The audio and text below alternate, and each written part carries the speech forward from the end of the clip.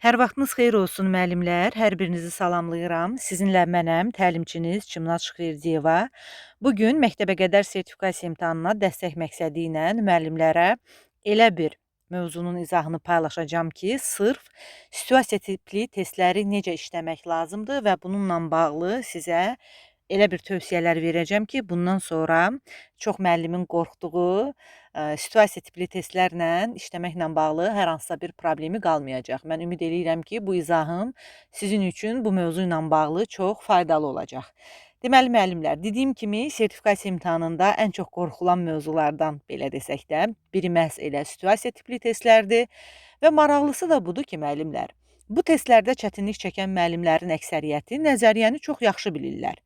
Yəni burada əsas problem mənim də müşahidə etdiyimə görə həmin biliyi qarşımıza çıxan o situasiyadakı vəziyyətə tətbiq etməklə bağlıdır. Və bu videoda da sizə situasiya tipli testlərdə tam fərqli bir yanaşmanı təqdim edəcəm və bu tipli testlərə tam fərqli prizmadan baxmağı öyrədəcəm. İlk növbədə gəlin müəllimlər, situasiya sözünün ümumiyyətlə bir mənasına baxaq. Daha sonra sizinlə bir qızıl qaydam var, onu paylaşacağam, mənasını izah edəcəm. Gəlin bir situasiya sözünün ümumilikdə bir mənasına baxaq. Mən çalışacağam ki, sizə elə bir sadə izah verim ki, bugündən sonra bu mövzu heç yadınızdan çıxmasın da. Baxın, ilk növbədə situasiya sözünün mənasına baxanda biz görürük ki, situasiya dedikdə vəziyyət, hadisə, müəyyən bir vəziyyət, müəyyən bir hadisə, müəyyən bir epizod gözümüzün qabağına gəlir də, yəni real həyatda baş verən konkret bir hal, vəziyyət nəzərdə tutulur. Əslində biz hər gün onlarla situasiya ilə qarşılaşırıq real həyatımızda. Məsələn, küçədə gedərkən ola bilər ki, qəfil yağış başlayır. Siz də mövcud vəziyyətə uyğun qərar verirsiniz. Nə bilim, ola bilər ki, maşınınız tıxaca düşür, planınız dəyişir. Yenə də vəziyyətə uyğun bir qərar qəbul edirsiniz də. Bunu düzdür, siz əvvəlcədən planlaşdırmamışdınız ki, birdən-birə qəfildən baş verdi, qəfil bir dəyişiklik oldu. Və belə dəyişikliklərdə, belə situasiyalarda, belə vəziyyətlərdə, belə hadisələrdə həyat bizdən müəyyən bir əzbər cavab istəmir. Həyat bizdən düzgün qərar verməyi tələb edir, düzdürmü? Yəni burada öncədən əzbər cavab yoxdur. Heç bir situasiyada, istər real həyatda, istərsə də ki, testlərdə nə yoxdur? Əzbər cavab yoxdur. Situasiya tipli testlərdə məhz belədir. Yəni, bu həyatdakı başımıza gələn situasiyaların kiçik bir modeli kimidir də. Necə ki, həyat bizdən düzgün qərar verməyi tələb edir başımıza gələn müəyyən situasiyalarda, elə situasiya tipli testlər də məhz bunun kiçik bir modelidir. Ona görə bu testlər ilk baxışda müəllimlərə çətin görünür. Çünki burada əzbərlənmiş cümlələri, necə deyərlər, xatırlamaq kifayət etmir. Nəyisə əzbərləyərək situasiya tipli testin cavabını tapmaq bizim üçün kifayət etmir.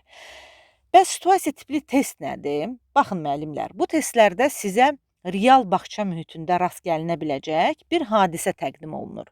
Daha sonra sizdən həmin vəziyyətdə ola bilər ki, qanunvericiliyə, ola bilər ki, pedaqoji yanaşmalara, ola bilər ki, etik normalara, ola da bilər ki, metodikaya əsaslanaraq ən düzgün qərarı seçmək tələb olunur. Diqqət edin, bax burada söhbət mümkün qərardan getmir. Mümkün qərardan getmir. Yəni variantlarda bilirsiniz ki, cəmi bir düzgün cavab olur. Burada söhbət mümkün qərardan getmir. Burada söhbət ən düzgün qərardan gedir. Cavablar ona görə bir-birinə yaxındır və biz onların arasından seçim etməkdə çətinlik çəkirik. Bax, bugün məhz bu hissəni sizə izah edəcəm. Ona görə də videonu diqqətlə izləyirsiniz. Digər həmkarlarınızla da paylaşırsınız ki, bu izah mən düşünürəm ki, sertifikasiya imtahanına hazırlaşan bütün tərbiyəçi müəllimlər üçün faydalıdır, bütün metodistlər üçün. Kim bu videonu izləyir, digər həmkarlarına da göndərsin ki, daha çox insan bundan faydalansın. Deməli, müəllimlər, dedik ki, burada mümkün qərar yox, ən düzgün qərar soruşulur. Deməli, situasiya tipli testlər əzbəri deyil, bizdən nəyi tələb edir? Birinci növbədə düşünməyi, düzdür? Düşünməyi, daha sonra deyək ki, analiz etməyi, düzdür? Bütün bunları tələb edir bizdən və problem həll etmə bacarığını bir növ ölçür. İndi isə sizə bu mövzuda ən vacib sirri deyəcəm. Bax, bu hissəni diqqətlə dinləyirsiniz. Bu hissəni başa düşən elə bil ki, situasiya tipli testlərlə bağlı bundan sonra problem yaşamayacaq. Müəllimlərin ən çox etdiyi səhv budur. Onlar testi oxuyan kimi düşünürlər ki, bax, mən həmin müəllimin yerinə olsaydım, yəni mənə verilən situasiya tipli testdəki müəllimin yerinə olsaydım, nə edərdim? Məhz bu düşüncə çox vaxt səhv cavaba apara bilər. Çünki imtahan sizin şəxsi təcrübənizi yox, məktəbəqədər təhsilin prinsiplərinə uyğun qərar vermə bacarığınızı qiymətləndirir.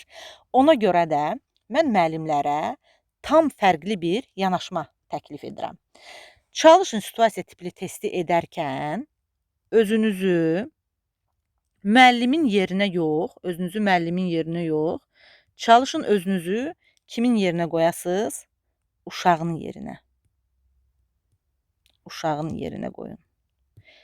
Uşağın gözü ilə həmin situasiyaya baxın. Uşağın gözü ilə.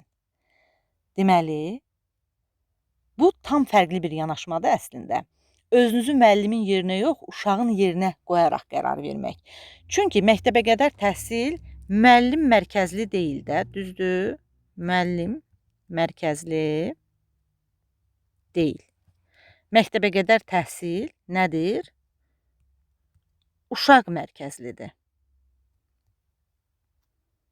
Uşaq mərkəzlidir, uşaq yönümlüdür. Məhz bu səbəbdən özünüzü müəllimin yerinə yox, uşağın yerinə qoyun. Kurikulumun uşaq yönümlülük prinsipi də onu tələb edir ki, müəllimlər hər bir qərarda uşağın maraqları, uşağın ehtiyacları, fərdi xüsusiyyətləri, istedadı və potensialı əlbəttə ki, nəzərə alınsın da, düzdürmü? Məhz buna görə bu tip testləri təhlil etdikdən sonra mən bir qızıl qayda formalaşdırmışam sizin üçün. Bunu mütləq yadda saxlayırsınız. Qızıl qaydamız nədir müəllimlər? Qızıl qaydamız budur ki, situasiya testlərində doğru cavab adətən uşağın mənafeyini ən yaxşı qoruyan cavabdır. Nədir qaydamız? Situasiya testlərində doğru cavab adətən uşağın mənafeyini ən yaxşı qoruyan cavabdır. Başqa sözlə desək, bizim seçdiyimiz hərəkət, qərar nə qədər uşaq yönümlüdürsə variantlarda, cavab da bir o qədər doğrudur. Bax, bu qayda yüzlərlə situasiya testində sizə istiqamət verəcək. Və indi bunu bir nümunə üzərindən sizə izah edəcəm. Sual üzərindən sizə izah edəcəm ki, daha yaxşı yadda qalsın, daha yaxşı nümunələrlə öyrənəndə, çünki bu bizim üçün daha faydalı olur. Amma bir məsələni də deyim ki, müəllimlər burada. Mən bugün sizə eyni sualın açar sözlərlə tapılma qaydasını da göstərəcəm. Birinci, qızıl qaydamıza uyğun uşaq yönümlü yanaşmanı rəhbər tutaraq o formada yanaşacağıq. Mən niyə görə bu prinsipin daha çox tərəfdarıyam? Uşağın mənafeyini qoruyan cavabı seçməyin ən yaxşı, ən doğru üsulun. Çünki açar sözlərlə əzbərləyəndə ola bilər ki, testdə sizə öncədən əzbərlədiyiniz açar sözlərlə düşməsin heç situasiya tipli test. Məsələn, burada nəyi demək istəyirəm? Deyək ki, didaktik prinsiplərdən bizim bir dənə prinsipimiz var. Nəticə,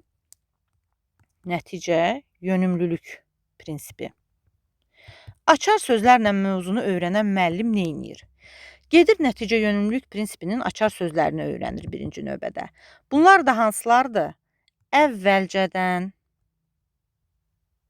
planlaşdırma, təlim məqsədi və s. Düzdür? İndi testin tərtibatında bəlkə situasiya tipli testdə heç biz əvvəlcədən, planlaşdırma sözlərinə heç rast gəlmədik. Bəlkə onların sinonimlərini qoydular. Məsələn, belə bir sual açar sözlə axtarsaq, sual təxminən belə olmalıdır ki, müəllim cari planını əvvəlcədən planlaşdırır, təlim məqsədlərini çıxardır. Burada hansı prinsip tətbiq olunur? Mən əvvəlcədən planlaşdırma sözünə baxıb götürürəm nəticə yönümlülük prinsipini. Bəlkə heç testdə həmin əzbərlədiyimiz sözlər düşmür. Bizə bu qaydada düşür ki, müəllim həftəlik fəaliyyətində, həftəlik belə deyim, fəaliyyətlərini öncədən qurur, fəaliyyətlərini seçir, təlimi təşkil edir. Baxın, eyni planlaşdırmadan söhbət gedir. Amma tamamilə fərqli sözlər çıxır qarşımıza. Ona görə də biz burada uşaq yönümlü yanaşma ilə yanaşanda, uşağın mənafeyini qoruyan cavab prinsipi ilə yanaşanda heç açar sözləri əzbərləmək də o qədər ehtiyac yaranmır bizə. Bunun indi necə olduğunu sizə bu nümunə əsasından izah eləyəcəm ki, nə demək istədiyimi çox yaxşı başa düşəsiniz. Baxın müəllimlər, belə bir sualımız var. Təsviri fəaliyyət zamanı tərbiyəçi uşaqlara "Payız mənim üçün necə görünür?" mövzusunda sərbəst rəsm çəkməyi təklif edir. Uşaqlardan biri yağışlı havanı, digəri saralmış yarpaqları, başqa biri isə isti ölkələrə köç edən quşları təsvir edir. Tərbiyəçi rəsmləri bir-biri ilə müqayisə etmir.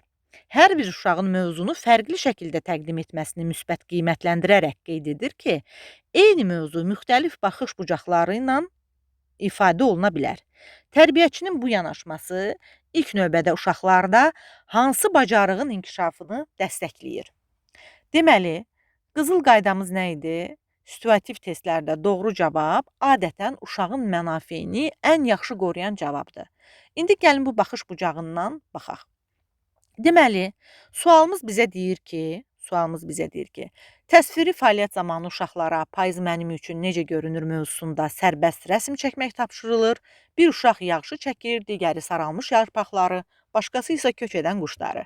Tərbiyəçi rəsmləri müqayisə etmir, əksinə deyir ki, mövzu müxtəlif baxış bucaqları ilə ifadə oluna bilər və bu yanaşma ilk növbədə hansı bacarığın inkişafını dəstəkləyir.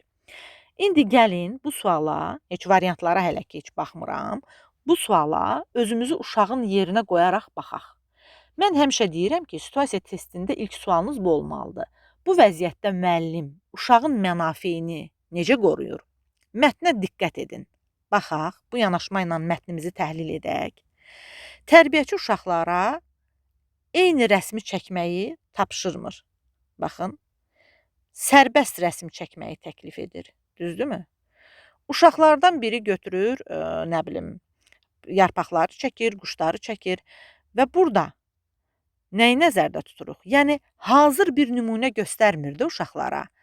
Əksinə payız mənim üçün necə görünür deyə soruşur. Yəni, hər uşağa öz təcrübəsini, öz hissini, öz baxışını ifadə etmək imkanı yaradır. Sonra daha bir vacib məqam gəlir. Müəllim uşaqların rəsmlərini bir-biri ilə müqayisə etmir. Baxın, uşaqların rəsmlərini bir-biri ilə müqayisə etmir. Niyə? Çünki uşaq yönümlü təhsildə məqsəd uşaqları yarışdırmaq deyil də, hər bir uşağın fərdiliyini qəbul etməkdir. Bir uşaq üçün payız yağış mənasına gəlir, digəri üçün sarı yarpaq, başqası üçün də köç edən quş ola bilər. Yəni, bu cavabların heç biri səhv deyil. Çünki hər biri uşağın şəxsi müşahidəsini, deyək ki, təcrübəsini, təxəyyülünü əks etdirir də. Müəllim də məhz bunu qəbul edir və deyir ki, eyni mövzu müxtəlif baxış bucaqları ilə ifadə oluna bilər. Bu cümlə əslində bizə dolğun cavabı verir. Çünki burada müəllim uşağın fərqli düşüncəsinə hörmət edir, yaradıcılığını məhdudlaşdırmır, özünü sərbəst ifadə etməsini dəstəkləyir, fərqliliyi bir dəyər kimi qəbul edir də. Və bunların hər biri də uşaq yönümlü yanaşmanın əsas xüsusiyyətləridir ki, müəllim uşağın mənafeyini müdafiə edir öz məşğələsində.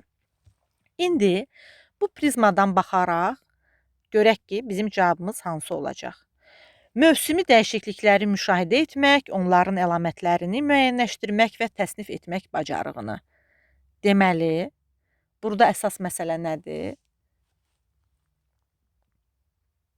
Əsas məsələ ondan ibarətdir ki, müəllimlər, burada uşağın müşahidə etmək bacarığı qiymətləndirilir də, düzdür? Sonra, verilmiş nümunədə uyğun fəaliyyət göstərmək və vahid meyarlara əsasən. Tərbiyəçi uşağı vahid meyarlara əsasən qiymətləndirdiyi situasiyamızda xeyr. Hər bir uşağa fərqli şəkildə təqdim etməsini təşviq etdi. Müşahidə etdiyi hadisələri məntiqi ardıcıllıqla təsvir etmək və səbəb-nəticə əlaqələrini müəyyənləşdirmək bacarığını. Baxın, burada belə deyim də, hər hansısa bir müşahidə etmək bacarığı formalaşdırılmır uşaqda. Burada bizim əsas məqsədimiz məntiqi, daha doğrusu müşahidə etdiyi hadisələrin məntiqi ardıcıllıqla təsvir etmək, səbəb-nəticə əlaqələrini müəyyənləşdirmək bacarığı deyil. İndi də gəlin baxaq D variantına. Fərdi ideyalarını yaradıcı şəkildə ifadə etmək, müxtəlif estetik baxışlara hörmətlə yanaşmaq bacarığını. Baxın, cavabımız C variantıdır. Deməli, çünki uşaq yönümlü yanaşmada bu testdən söhbət gedir də. Bu müxtəlif testlərdə müxtəlif cür dəyişə bilər. Uşaq yönümlü yanaşmada əsas məqsəd bütün uşaqların eyni nəticəyə gəlməsi deyil. Hər bir uşağın öz potensialını, öz ideyasını, öz baxışını sərbəst şəkildə ifadə edə bilməsidir. Və məhz buna görə də C variantı doğru cavabdır. Deməli, A variantı dedik ki, müşahidə etmək bacarığını ölçürdü. Bizim testimizdə belə bir məsələ yoxdur. B variantı hamının eyni nümunə üzərində işləməsini tələb edirdi. Halbuki müəllim bunu etmir də testimizdə, situasiya sualımızda. C variantı səbəb-nəticə əlaqələrinə yönəlir. Səbəb-nəticə əlaqələrini müəyyənləşdirmək bacarığına yönəlir. Y variantı isə əslində nədir? Qrupdaxili qarşılıqlı münasibətləri tənzimləməkdən söhbət gedir. Deməli, əməkdaşlıq bacarığıdır. Halbuki uşaqlar burada fərdi fəaliyyət göstərirdilər də, heç bir əməkdaşlıqdan burada söhbət getmirdi. Doğru cavabımız oldu D variantı. Baxın, situasiya testlərini həll edərkən bu məntiqi unutmamaq lazımdır. Bu məntiqlə yanaşmaq lazımdır.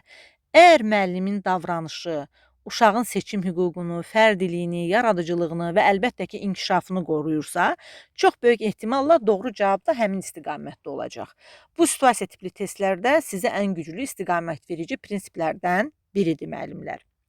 İndi də gəlin, eyni bu mövzunu açar sözlər prizmasından yanaşaraq baxaq.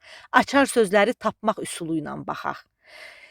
Yəni, belə deyək də, əgər bu formada işləməli olsaydım, açar sözlərlə baxmalı olsaydım, mən bu sualda dərhal müəyyən bəzi sözlər var ki, onların altından xətt çəkərdim.